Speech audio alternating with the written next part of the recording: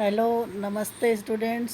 आज हम जलवायु के तत्वों के बारे में पढ़ेंगे कि जलवायु के कौन से प्रमुख तत्व होते हैं, कौन से प्रमुख कारक होते हैं। तो सबसे पहले हम जानें कि जलवायु कहते किसे हैं, यानी कि क्लाइमेट किसको कहते हैं। जो पृथ्वी पर जो लंबे समय तक जो भी तापमान या दशाएं बनी रहती है, उस तापमान हो, वर्षा हो, उसकी जो गर्म जलवायु है, ठंडा प्रदेश है, कैसा है, उसे हम जलवायु कहते हैं। मौसम जो होता है वो थोड़े समय के लिए होता है, 3-4 महीने के लिए होता है, जबकि जलवायु लंबे समय तक बनी रहती है। जलवायु को हम घोषित करने के लिए हम उस स्थान का 31 वर्ष मतलब 31 साल तक हम उस स्थान की भौगोलिक या कहते हैं हम उसी भौगोलिक दशाओं को देखते हैं। वहाँ पे तापमान कितना रह रहा है 31 साल तक, कम से कम 31 साल तक की वर्षा कितनी रह रही है। तो 31 साल तक हम उस स्थान का रिकॉर्ड रखते हैं और उस स्थान की जलवायु हम निर्धारित करते हैं कि यहाँ पे पिछले 31 वर्षों तक ये तापमान रहा है, ये वर्षा रही है और ये ह्यूमिडिटी रही है। उसके स्थान पर हम उस स्थान की जलवायु घोषित करते हैं। सबसे पहले आप चैनल को सब्सक्राइब कीजिए। अगर चैनल को सब्सक्राइब नहीं किया है तो सब्सक्राइब दो चैनल। आशा करती हूँ कि सब्सक्राइब किया होगा चैनल को। तो हम 31 वर्षों तक उस स्थान की भौगोलिक दशाओं को देखते हैं और तापमान को निर्धारित ये कह सकते हैं कि हम उसके वहाँ की जलवायु निर्धारित कर सकते हैं। और जलवायु जो होता है वो सभी जीव जगत, सभी लिविंग थिंग्स के लिए जो अर्थ पर जलवायु बहुत ही महत्वपूर्ण होती है। तो अब पढ़ेंगे जलवायु के प्रमुख तत्व कौन कौन से होते हैं। तो जलवायु के प्रमुख तत्वों में सबसे पहले हम आता है उस स्थान की तापमान व सौरिक ऊर्जा। अब उस स्थान पर तापमान कैसा रहता है, तापमान अधिक रहता है या कम रहता है। वो पृथ्वी पर जैसे हम ग्लोब होता है, ये 0 डिग्री, ये 23.5 डिग्री कर्क रेखा, फिर 66.5 डिग्री और ये 90 डिग्री नॉर्थ और ये 90 डिग्री साउथ। तो इस प्रकार ये जोन बने हुए हैं। और जो स्थान 0 डिग्री इक्वेटर के पास रहता है वहाँ पर सूर्य की किरणें सीधी पड़ती है, तो वहाँ पे तापमान अधिक रहता है। और जैसे जैसे हम इक्वेटर लाइन से दूर जाते हैं तो वहाँ पे तापमान कम होता जाता है। तो तापमान व सौरिक ऊर्जा का इस तरह निर्धारण होता है। जो स्थान इक्वेटर के पास होगा वहाँ पे तापमान अधिक होगा, वहाँ की जलवायु उष्ण कटिबंधीय होगी। फिर यहाँ पे शीतोष्ण कटिबंधीय होगी और यहाँ पे शीत कटिबंधीय जलवायु होगी। नेक्स्ट आता है वायु दाब। अब उस स्थान का वायु दाब कैसा है।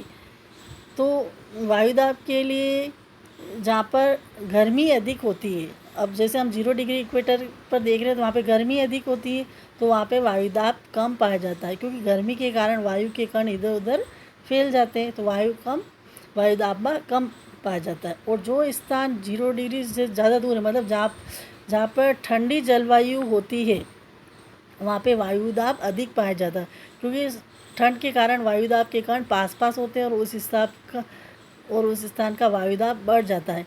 तो जहाँ पे गर्मी अधिक होगी वहाँ पे वायु दाब कम, और जहाँ पे सर्दी ज़्यादा होगी वायु दाब अधिक पाया जाएगा। और वायु हमेशा अधिक वायु दाब से कम वायु दाब की ओर चलती है, मतलब हाई प्रेशर से वो लो प्रेशर की ओर चलती है। तो वायु के बारे में हमें ये बात ध्यान में रखती है कि हवा हमेशा उच्च दाब से निम्न दाब की ओर चलती है। फिर आर्द्रता व वर्षण। अब उस स्थान पे आर्द्रता कैसी रहती है, वो वर्षा कितनी होती है, उस बात को ध्यान रखते हुए हम वहाँ की जलवायु निर्धारित करते हैं कि 0 डिग्री के आसपास जो होती गर्मी अधिक पड़ती है तो यहाँ पे वर्षा अधिक होती है। फिर जहाँ पे वर्षा कम होती है तो उन स्थानों का हम ध्यान रखते हैं। तो दोनों स्थानों को ध्यान रख के हम वहाँ की आर्द्रता व वर्षण को निर्धारित करते हैं। फिर उस स्थान पर पवन कैसी चलती है। अब ठंडी पवनें चल रही है, गर्म पवनें चल रही है, व्यापारिक पवनें चल रही है, पछुआ पवनें चल रही है, जेट स्ट्रीम की पवनें चल रही, कौन सी पवनें चल रही है। तो पवनों के आधार पर भी हम उस स्थान की जलवायु निर्धारित करते हैं। फिर ये मेघाच्छादन की मात्रा, मतलब कि वहाँ पे मेघाच्छादन मतलब क्लाउड्स कैसे क्लाउड वहाँ पे छाए रहते हैं, पक्षाभी मेघ से, कपासी मेघ है, स्तरी मेघ है, या कौन से मेघ है, बादल है। तो ये हो गए जलवायु तत्व। अब नेक्स्ट है जलवायु के कारक। जलवायु के कारक, जलवायु के कारक में आता है, सबसे पहले आता है अक्षांश।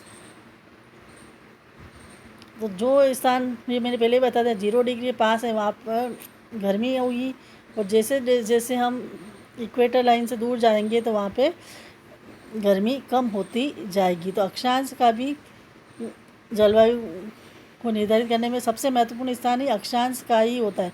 हम जैसे जैसे अब नॉर्थ और साउथ की तरफ गए तो सूर्य की किरणें यहाँ पे तिरछी पड़ रही है, तो वहाँ पे तापमान कम पाया जाएगा, मतलब, और यहाँ पे तो बर्फ़ जमी रहती है नॉर्थ पोल और साउथ पोल पर, क्योंकि पृथ्वी एक तो 23.5 डिग्री झुकी हुई है और अपने अक्ष पर 66.5 डिग्री का कोण बना रही है, तो सूर्य की किरणें यहाँ पर कम पहुँच पाती हैं, तो यहाँ पे ठंडा प्रदेश रहता है।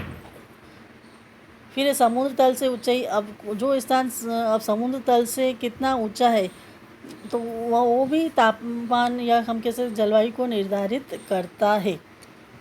फिर जल व स्थल का वितरण, अब हम देखते हैं कि जो स्थान समुद्र के पास होते हैं तो वहाँ पर तापमान न तो अधिक होता है और न कम होता है, क्योंकि जल का स्वभाव होता है कि वो देर से गर्म होता है और देर से ठंडा होता है। तो जो स्थान समुद्र के किनारे होते हैं वहाँ पर तापमान न तो अधिक रहता है न कम रहता है, और ह्यूमिडिटी वहाँ पे अधिक पाई जाती है। अब होता है स्थल का वितरण। अब स्थल का एक गुण होता है, जो भी हमारा जो स्थल भूभाग होता है वो जल्दी गर्म हो जाता है और जल्दी ही ठंडा हो जाता है, क्योंकि स्थल ठोस होता है, तो सूर्य की किरणें ज़्यादा अंदर तक प्रवेश नहीं कर पाती, वो ऊपर ऊपर ही रहती, तो वो जल्दी गर्म हो जाएगा और जल्दी ठंडा रह जाएगा। तो इसी कारण हम देखते हैं कि हमारे जो उत्तरी गोलार्ध है और दक्षिणी गोलार्ध है, तो उत्तरी गोलार्ध में जल्दी गर्म होता है, जल्दी ठंडा होता है, क्योंकि यहाँ पे पानी कम है, और दक्षिणी गोलार्ध में पानी की मात्रा ज़्यादा है। उत्तरी गोलार्ध में स्थल भूभाग अधिक है और यहाँ पे दक्षिणी गोलार्ध में स्थल भूभाग कम है। अब फिर ये वायु राशियाँ। अब वायु राशियाँ कौन सी पाई जाती है, ये निर्धारित करेगी कि सीमाग्र चल रहे, ध्रुवीय सीमाग्र चल रहे, कैसी यहाँ पे वायु राशि चल रही है। फिर वायुमंडलीय विक्षोभ। तो वायुमंडलीय विक्षोभ से हमारा तात्पर्य होता है साइक्लोन और एंटी साइक्लोन से, मतलब तूफान से, झंझावात से इसका संबंध होता है। और वायुमंडल में बहुत सारे आंधी, तूफान, वर्षा आती है, तो ये सब देखकर भी हम उस स्थान की जलवायु निर्धारित करते हैं। फिर ये महासागरीय धारा है। अब जो महासागरीय धारा है, मतलब अब जो इस स्थान के पास में ठंडी जलधारा बह रही तो वो स्थान ठंडा होगा, और जो इसके पास गर्म जलधारा बह रही है तो वो स्थान गर्म होगा। तो हम देखते हैं कि हमारे समुद्र में 2 तरह की धारा चलती है, ठंडी जलधारा और गर्म जल धारा। तो इन धाराओं का प्रभाव उसके पास के क्षेत्र में भी पड़ता है, तो उससे भी उस स्थान की जलवायु प्रभावित होती है। फिर आता है नेक्स्ट पर्वतीय अवरोध। अब पर्वतों के कारण भी जलवायु प्रभावित होती है। हम देखते हैं कि हमारे यहाँ हिमालय पर्वत है, तो चीन से आने वाली ठंडी हवाओं को रोक रहा है, और इधर जो भूमध्य सागरीय से हवाएं आती उस यहाँ पे वर्षा होती है।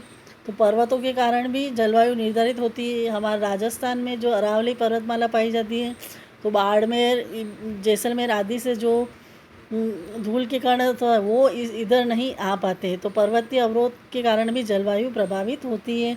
फिर वायु दाब की पेटियाँ, प्रेशर बेल्ट्स। अब वो हमारे पृथ्वी पर कितने 7 तरह के प्रेशर बेल्ट्स पाए जाते हैं। इन प्रेशर बेल्ट्स की मैंने इस नाम से अलग से वीडियो भी बना रखी है, वो आप देख सकते हैं। तो अब कौन से प्रेशर बेल्ट्स में वो क्षेत्र आ रहा है, कम प्रेशर बेल्ट में आ रहा है, अधिक प्रेशर बेल्ट में आ रहा है, तो उससे भी उस स्थान की जलवायु निर्धारित होती है। तो ये प्रेशर बेल्ट 7 है और इसकी पूरी एक अलग से वीडियो है, वो आप देख सकते हैं। तो आज हमने जलवायु के तत्वों का अध्ययन किया। धन्यवाद।